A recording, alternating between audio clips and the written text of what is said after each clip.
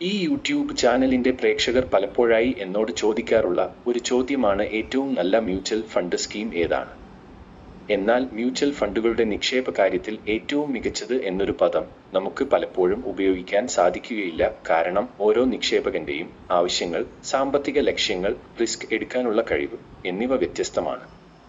അതിനാൽ നിങ്ങൾക്ക് ഏറ്റവും അനുയോജ്യമായ ഒരു മ്യൂച്വൽ ഫണ്ട് കണ്ടെത്തുന്നതിനായി നിങ്ങൾ തന്നെ ചില ചോദ്യങ്ങൾ നിങ്ങളോട് ചോദിക്കേണ്ടതാണ്. ഈ ചോദ്യങ്ങൾക്ക് ലഭിക്കുന്ന വ്യക്തമായ മറുപടിയുടെ സഹായത്തോടെ നിങ്ങൾക്ക് അനുയോജ്യമായ ഒരു മ്യൂച്വൽ ഫണ്ട് സ്കീം തിരഞ്ഞെടുക്കാവുന്നതാണ്. ഒരു മ്യൂച്വൽ ഫണ്ട് സ്കീമിൽ നിക്ഷേപം നടത്തുന്നതിന് മുന്നേ എന്തൊക്കെ കാര്യങ്ങളാണ് ശ്രദ്ധിക്കേണ്ടതെന്ന് നമുക്ക് നോക്കാം. ആദ്യമായി നിങ്ങളുടെ നിക്ഷേപ ലക്ഷ്യം എന്താണെന്ന് വ്യക്തമാക്കണം. നിങ്ങൾ എത്ര കാലാവധിക്കാണ് നിക്ഷേപം നടത്താൻ ഉദ്ദേശിക്കുന്നത്? ഹ്രസ്വകാലം, അതായത് ഒരു വർഷത്തിന് താഴെയുള്ള സമയം, അതോ ദീർഘകാലത്തേക്ക് ആണോ, അതായത് 5 വർഷം കാലയളവിൽ കൂടുതൽ? ഓഹരി വിപണിയിൽ നിക്ഷേപങ്ങൾ നടത്തുന്ന മ്യൂച്വൽ ഫണ്ട് സ്കീമുകൾ ദീർഘകാലത്തേക്കുള്ള നിക്ഷേപങ്ങളാണ്. ഈ തരത്തിലുള്ള മ്യൂച്വൽ ഫണ്ടുകളിൽ നിക്ഷേപം നടത്തിയാൽ നിങ്ങളുടെ പണം നഷ്ടപ്പെടുവാൻ സാധ്യതയുണ്ട്. അതിനാൽ നിങ്ങളുടെ സമ്പാദ്യം കുറഞ്ഞകാല പരിധിക്കുള്ളിൽ തിരിച്ചു എടുക്കേണ്ടതാണെങ്കിൽ ഓഹരി അടിസ്ഥാനമാക്കിയുള്ള മ്യൂച്വൽ ഫണ്ട് സ്കീമുകളിലുള്ള നിക്ഷേപങ്ങൾ അഭികാമ്യമല്ല. എന്നാൽ നിങ്ങൾക്ക് ഈ പണം ദീർഘകാലത്തിന് ശേഷം, അതായത് 5 വർഷത്തിന് ശേഷമാണ് ആവശ്യമെങ്കിൽ ഓഹരി അടിസ്ഥാനമാക്കിയിട്ടുള്ള മ്യൂച്വൽ ഫണ്ട് സ്കീമുകളിൽ നിക്ഷേപം നടത്തുന്നതിന് കുഴപ്പമില്ല. നമ്മൾ മനസ്സിലാക്കിയിരിക്കുന്ന ഒരു വസ്തുതയാണ് മ്യൂച്വൽ ഫണ്ടുകളിലുള്ള നിക്ഷേപം നഷ്ടസാധ്യത ഉള്ളതാണെന്ന്. നിങ്ങൾ നിക്ഷേപിച്ചിരിക്കുന്ന മുതലും അതോടൊപ്പം തന്നെ ആ നിക്ഷേപത്തിൽ നിന്നും ഉണ്ടായിരിക്കുന്ന വരുമാനവും പലപ്പോഴും വിപണിയിലെ ഏറ്റക്കുറച്ചിലുകൾക്ക് വിധേയമായി നഷ്ടപ്പെടുവാനുള്ള സാധ്യതകൾ ഉണ്ട്. അതിനാൽ ഒരു മ്യൂച്വൽ ഫണ്ട് സ്കീമിൽ നിക്ഷേപം നടത്തുന്നതിന് മുന്നേ നിങ്ങൾക്ക് എത്ര റിസ്ക് എടുക്കുവാൻ സാധിക്കും എന്നുള്ള കാര്യം തീരുമാനിക്കേണ്ടതാണ്. താങ്കൾ ഒട്ടും റിസ്ക് എടുക്കാൻ താൽപ്പര്യമില്ലാത്ത ഒരു വ്യക്തിയാണ്, അതായത് പണം നഷ്ടപ്പെടുവാൻ താൽപ്പര്യമില്ലാത്ത ലോ റിസ്ക് കാറ്റഗറിയിൽ വരുന്ന വ്യക്തികൾ ആണെങ്കിൽ ഓഹരി വിപണി അടിസ്ഥാനമാക്കിയിട്ടുള്ള മ്യൂച്വൽ ഫണ്ട് സ്കീമുകളിലെ നിക്ഷേപം നടത്തുന്നത് അഭികാമ്യമല്ല. ഇങ്ങനെയുള്ള വ്യക്തികൾ നിക്ഷേപം നടത്തേണ്ടത് സ്ഥിരമായി വരുമാനം ലഭിക്കുന്ന സെക്യൂരിറ്റികളിൽ നിക്ഷേപം നടത്തുന്ന ഡെറ്റ് സ്കീമുകളിൽ ആയിരിക്കണം. ഈ സ്കീമുകളിലുള്ള നിക്ഷേപവും സ്ഥിര വരുമാന ബോണ്ട് വിപണിയിലെ വിലയിലെ ഏറ്റക്കുറച്ചിലുകൾക്ക് വിധേയമായിരിക്കും. എന്നാൽ ഓഹരി അടിസ്ഥാനമാക്കിയിട്ടുള്ള നിക്ഷേപങ്ങളെ താരതമ്യപ്പെടുത്തുമ്പോൾ ഈ ഡെറ്റ് സ്കീമുകളിൽ നിന്ന് നമുക്ക് വരാവുന്ന നഷ്ടം വളരെ കുറവായിരിക്കും. എന്നാൽ നിങ്ങൾ കൂടുതൽ റിസ്ക് എടുക്കുവാൻ താൽപ്പര്യമുള്ള വ്യക്തികൾ ആണെങ്കിൽ ഓഹരി വിപണി അടിസ്ഥാനമാക്കിയിട്ടുള്ള നല്ല മ്യൂച്വൽ ഫണ്ട് സ്കീമുകളിൽ ദീർഘകാലത്തേന് നിക്ഷേപം നടത്താവുന്നതാണ്.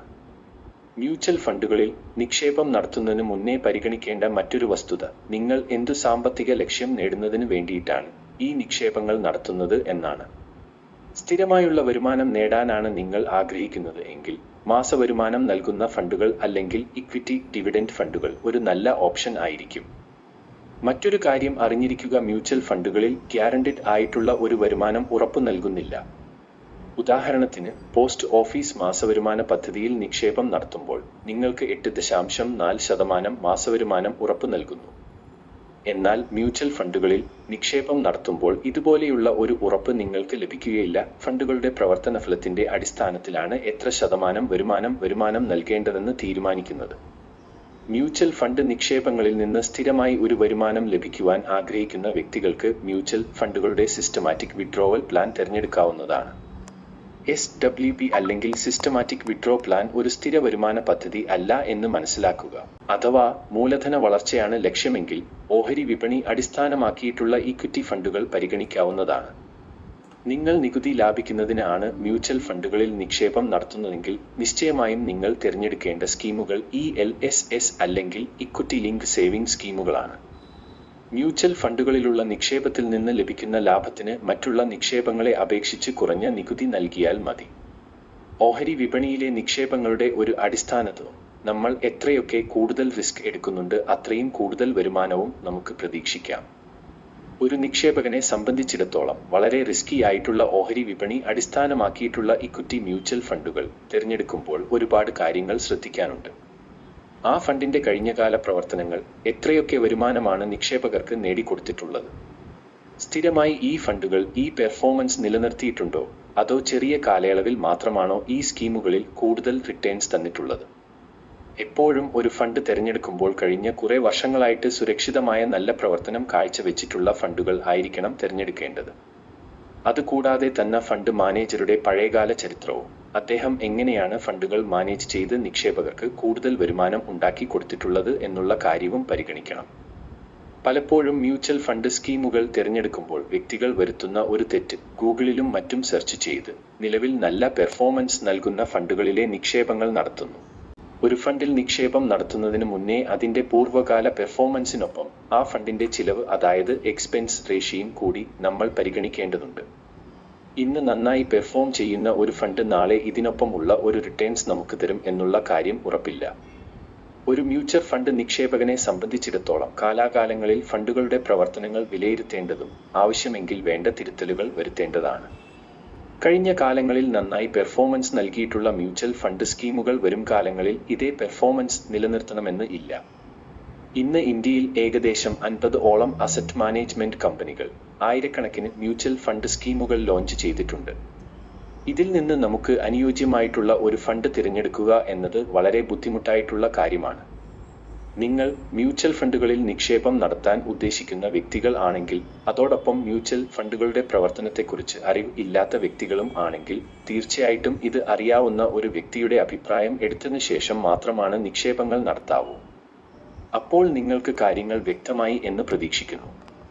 നിങ്ങൾ ഒരു മ്യൂച്വൽ ഫണ്ട് തിരഞ്ഞെടുക്കുമ്പോൾ ഏതാണ് ഏറ്റവും നല്ല മ്യൂച്വൽ ഫണ്ട് സ്കീം എന്ന് ചോദിക്കുന്നതിന് പകരം നിങ്ങൾക്ക് അനുയോജ്യമായ മ്യൂച്വൽ ഫണ്ട് സ്കീം എന്നാണ് നിങ്ങൾ ചോദിക്കേണ്ടത്. ഓരോ വ്യക്തികളുടെയും ആവശ്യമനുസരിച്ച് എങ്ങനെയാണ് ഒരു മ്യൂച്വൽ ഫണ്ട് സ്കീം കണ്ടെത്തുക എന്ന് നിങ്ങൾക്ക് മനസ്സിലായി എന്ന് പ്രതീക്ഷിക്കുന്നു. ഗൂഗിളിലും മറ്റും സെർച്ച് ചെയ്ത് തെറ്റായിട്ടുള്ള രീതിയിൽ നിക്ഷേപങ്ങൾ നടത്തി നിങ്ങളുടെ പണം നഷ്ടപ്പെടാതിരിക്കുവാനായി ശ്രദ്ധിക്കുക. നമ്മളുടെ സമ്പത്ത് വർദ്ധിപ്പിക്കുന്നതിന് ഏറ്റവും നല്ല മാർഗമാണ് ക്യാപിറ്റൽ മാർക്കറ്റിലുള്ള നിക്ഷേപങ്ങൾ, അതായത് ഓഹരി വിപണിയിൽ നേരിട്ട് നിക്ഷേപം നടത്തുകയോ മ്യൂച്വൽ ഫണ്ടുകൾ മുഖാന്തരം നിക്ഷേപങ്ങൾ നടത്തുകയോ ആവാം. വരും കാലങ്ങളിൽ നിങ്ങളുടെ നിക്ഷേപങ്ങൾക്ക് നല്ലൊരു വരുമാനം നേടിത്തരണമെങ്കിൽ തീർച്ചയായും മ്യൂച്വൽ ഫണ്ടുകൾ ആണ് ഏകമാർഗം. കഴിഞ്ഞ 10 വർഷക്കാല അളവിൽ മികച്ച നേട്ടം നൽകിയ ചില സ്മോൾ ക്യാപ് ഫണ്ടുകൾ ഏതൊക്കെയെന്ന് പരിശോധിക്കാം. കഴിഞ്ഞ 10 വർഷത്തിൽ 20,000 രൂപയുടെ SIP അതായത് സിസ്റ്റമാറ്റിക് ഇൻവെസ്റ്റ്മെന്റ് പ്ലാൻ മുഖാന്തരം ഉള്ള നിക്ഷേപം 1 കോടി രൂപയിലും അധികമാക്കിയ മ്യൂച്വൽ ഫണ്ട് ആണ് ക്വാണ്ട് സ്മോൾ ക്യാപ് ഫണ്ട്. ഈ ഫണ്ട് പോലെ മികച്ച നേട്ടങ്ങൾ നൽകിയ മറ്റു ഫണ്ടുകൾ ഏതാണെന്ന് നോക്കാം. Nippon India small cap fund, HSBC small cap fund, HDFC small cap fund, SBI small cap fund, axis small cap fund. ഈ പട്ടിക ഇങ്ങനെ നീണ്ടുപോകുന്നു.